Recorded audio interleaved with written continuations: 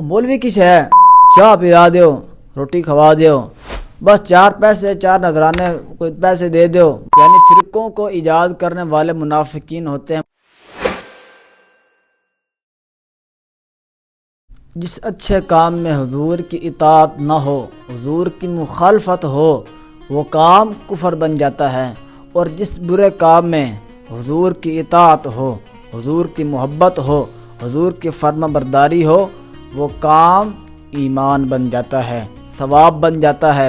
مسجد بنانا اچھا کام ہے، نیکی کا کام ہے، لیکن جب منافقین نے حضور کی مخالفت میں مسجد درار کو بنایا تو اللہ پاک نے منافقین کے اس فعل کو قرآن کریم میں کفر قرار دیا۔ اللہ پاک فرماتا ہے والذین اتخذوا مسجدا درارا وکفرا وتفریقا بین المؤمنین، یعنی اللہ پاک نے ان کے اس فعل کو کفر قرار دیا۔ کیونکہ انہوں نے حضور کی مخالفت میں یہ مسجد بنائی تھی۔ وتفریقا بین المؤمنین، اور وہ مسلمانوں میں تفرقہ بازی پھیلاتے ہیں۔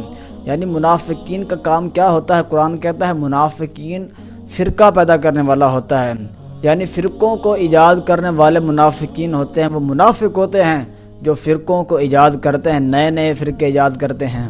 اب نماز توڑنا گناہ کا کام ہے، لیکن حضور کے بلانے پر نماز توڑنا گناہ نہیں بلکہ عبادت ہے۔ اللہ پاک خود فرماتا ہے یا ایھا الذین آمنوا استجیبوا للہ وللرسول اذا دعاکم لما یحییکم۔ اللہ پاک فرماتا ہے کہ اے ایمان والو، اللہ رسول کا بلاوا قبول کرو جب وہ تمہیں بلائیں، اس لیے کہ وہ تمہیں زندگی بخشتے ہیں۔ معلوم ہوا حضور زندگی بھی بخشتے ہیں، زندگی حیات عطا فرماتے ہیں۔ اب جو لوگ علماء کی گستاخی کرتے ہیں، علماء کو گھٹیا نظر سے دیکھتے ہیں، علماء کی تحقیر کرتے ہیں، علماء کو دو کوڑی کا بھی نہیں سمجھتے ہیں، کہتے ہیں مولوی کی شے، مولوی کی شے چاہ پلا دیو، روٹی کھوا دیو، بس چار پیسے چار نذرانے کوئی پیسے دے دیو، مولوی تہاڈا، مولوی نے تہاڈے بارے کی گل کرے، مولوی کی شے نماز پڑھانا کوئی کام ہے؟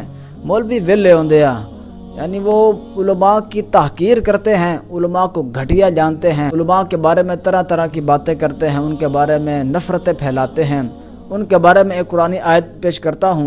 جب فرعون کے جادوگروں نے حضرت موسیٰ علیہ السلام کا مقابلہ کرنے کے لیے میدان جنگ میں آئے تو جادوگروں نے حضرت موسیٰ علیہ السلام کو فرمایا اے اللہ کے نبی، آپ شروع کرتے ہیں یا ہم شروع کریں؟ یعنی آپ معجزہ دکھاتے ہیں کہ ہم اپنے کرتب دکھائیں؟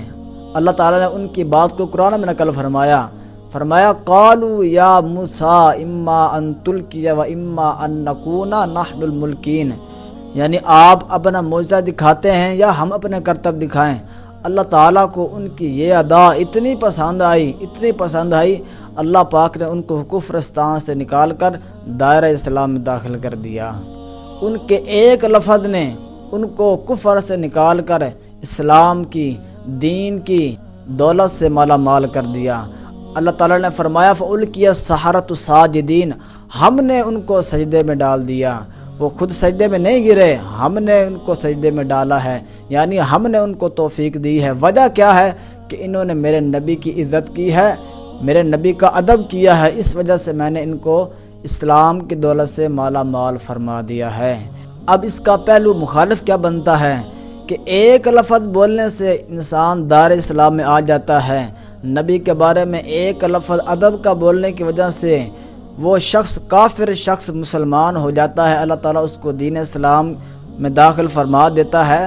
تو جو مسلمان ہو کر، مومن ہو کر حضور کی گستاخی کرے، نبی کے بارے میں نازیبا کلمات بولے، علماء کی تحقیر کرے، علماء کو حقارت کے نظر سے دیکھے، علماء کو گھٹیا سمجھے، کیونکہ علماء جو ہوتے ہیں وہ ورثائے انبیاء ہوتے ہیں، وہ انبیاء کے وارث ہوتے ہیں۔ علماء کی تحقیر، علماء کو گھٹیا جاننا یوں ہی ہے جیسے انبیاء کو گھٹیا جاننا، انبیاء کی گستاخی کرنا، اور انبیاء کی گستاخی کرنا کفر ہے جو انسان کو دائرہ اسلام سے خارج کر دیتی ہے۔ پھر وہ مسلمان نہیں رہتا بلکہ کفرستان میں داخل ہو جاتا ہے، کفر میں داخل ہو جاتا ہے وہ شخص۔ اس لیے کہتے ہیں کہ گنہگار کی معافی ہے لیکن غدار کی معافی نہیں۔ جو غداری کرے، گستاخی کرے، بے ادبی کرے۔ حضرت یوسف علیہ السلام کے بھائی قصوروار تھے لیکن بے ادب نہیں تھے، اس لیے وہ بخش دیے گئے۔ اور قابیل جو حضرت آدم علیہ السلام کا بیٹا تھا، ایک تو اس کا قصور تھا اور دوسرا وہ نبی کا گستاخ یعنی آدم علیہ السلام کا گستاخ تھا، اس وجہ سے اس کا خاتمہ بھی خراب ہوا۔ تو جو لوگ علماء کو، ورثائے انبیاء کو، علماء کو گھٹیا نظر سے دیکھتے ہیں، ان لوگوں کا خاتمہ کبھی بھی ایمان پر نہیں ہوگا۔ اللہ پاک کی بارگاہ میں دعا ہے اللہ پاک ہمیں علماء کی قدر کرنے والا بنائے، علماء سے محبت کرنے والا بنائے، آمین بجاہ نبی امین صلی اللہ علیہ وآلہ وسلم۔